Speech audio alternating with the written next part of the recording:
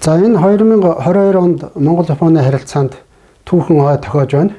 1972 онд Монгол-Японы хооронд дипломат харилцаа тогтоосноос хойш эдүгээ 50 жил болжээ. За энэ 50 жилийн ойн жил маш олон арга хэмжээг зохион байгуулж байна.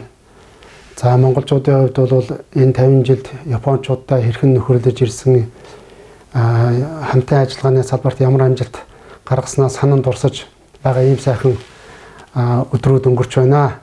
За миний хувьд бол Японы хэлний орчуулагч багшийн мэргэжилтэй.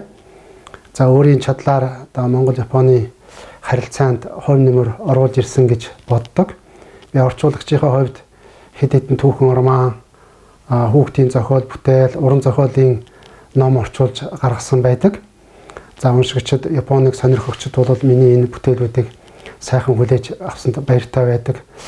За бүр 1989 онд анх удаа Монголоос Японд руу богино долгионоор радио нэвтрүүлэг хийж эхэлсэн. За энэ радио нэвтрүүлгийн анхны редактор нэвтрүүлэгчээр оролцож байсантай их баяртай байдаг.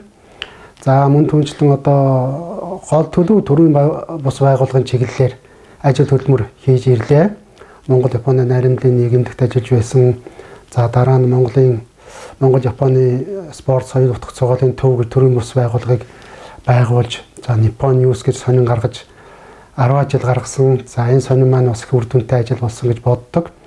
За мөн монголчуудын сонирхон шимтэн үздэг сумо бүхийг телевизээр гаргахад бол тайлбарлагчаар нэлээд олон жил ажиллаа.